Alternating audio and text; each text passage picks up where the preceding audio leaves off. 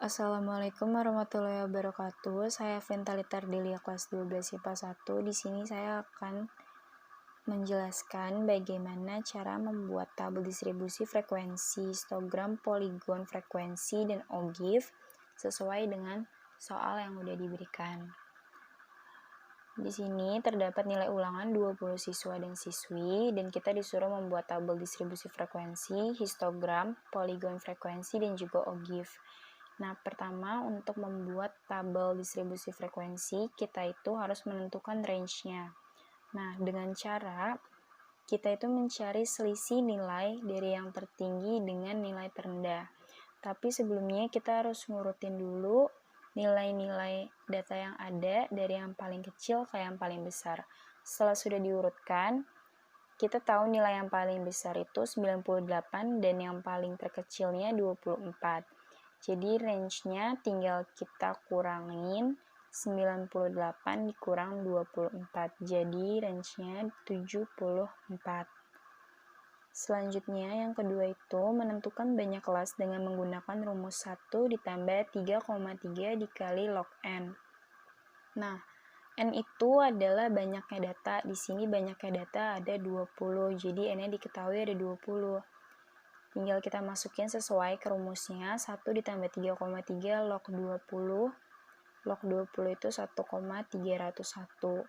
Dan setelah dihitung dan dijumlahkan, hasilnya 5,2933 dibulatkan menjadi 5.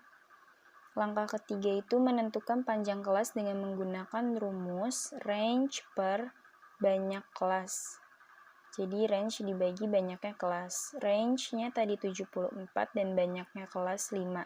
Jadi 14,8 dan setelah dibulatkan kita ketemu hasil 15. Nah, langkah keempat selanjutnya itu menentukan batas bawah pada kelas pertama. Tadi kita udah tahu nilai ujian terkecil itu 24. Untuk menentukan nilai batas bawah kelas itu bebas asalkan nilai terkecilnya itu yaitu 24 ya. Itu masih bisa masuk ke dalam kelas tersebut. Jadi bisa pakai 20, 21 atau 22 asalkan nilai terkecilnya masih masuk. Nah, di sini saya pakai batas bawahnya 20. Dari prosedur di atas yang udah kita cari sejak tadi itu kita dapat tahu kalau banyak kelasnya ada 5, panjang kelasnya 15, sama batas bawah kelasnya itu 20. Selanjutnya tinggal kita susun TDF-nya. Kelas kesekian, nilai ulangan, dan frekuensi. Kelas pertama dari 20, nilai ulangan 20 sampai 29. Tinggal kita lihat di data nilai yang tadi ada berapa jumlahnya. Ada 1. Dan begitu seterusnya dari kelas 1 sampai ke 8. Nah, setelah kita udah susun TDF-nya, selanjutnya kita bikin histogram dan poligon frekuensinya. Nah, langkah pertamanya itu membuat sumbu datarnya dulu dan sumbu tegak yang saling berpotongan ya. Setelah itu, untuk menyajikan data yang telah disusun dalam tabel distribusi frekuensi menjadi diagram, itu biasa dipakai sumbu datar untuk menyatakan kelas interval dan juga sumbu tegak untuk menyatakan frekuensi. Terus selanjutnya itu kita menyajikan frekuensi pada tabel ke dalam bentuk diagram. Setelah sumbu datar sama sumbu tegaknya ini udah kita buat diagram yang menyatakan frekuensi data. Jadi bentuk diagramnya itu seperti kotak atau diagram batang dengan sisi dari batang-batang yang berdekatan harus berimpitan pada tepi masing-masing kotak. Kayak gini. Atau batang ditulis nilai tepi kelas yang diurutkan dari tepi bawah ke tepi ke atas. Nah, misalnya kayak gini.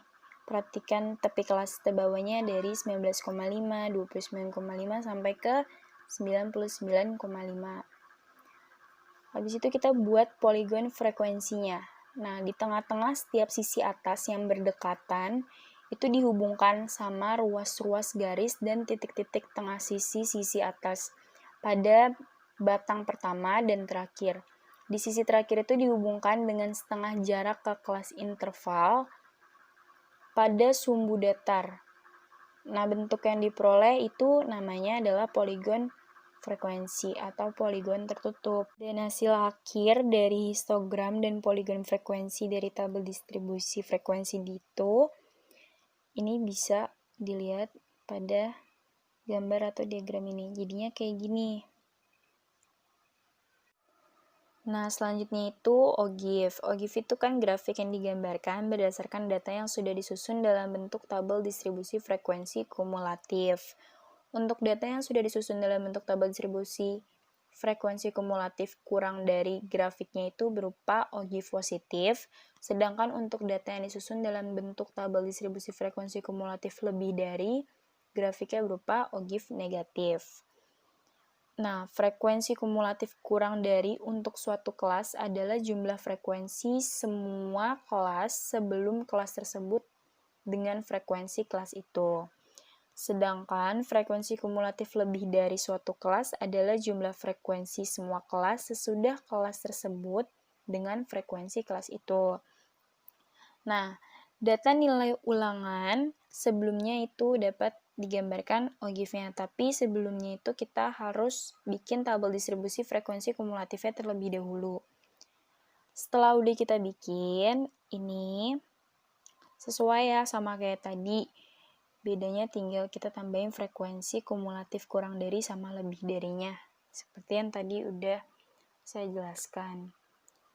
Nah, dari tabel distribusi frekuensi kumulatif ini, kita dapat menggambarkan OGIF seperti pada gambar berikut. Jadinya OGIF-nya seperti ini. Yang hijau adalah OGIF positif dan yang biru OGIF negatif. Kita masukkan sesuai datanya, jangan sampai salah, kalau enggak nanti ini garisnya bentuknya bakalan aneh.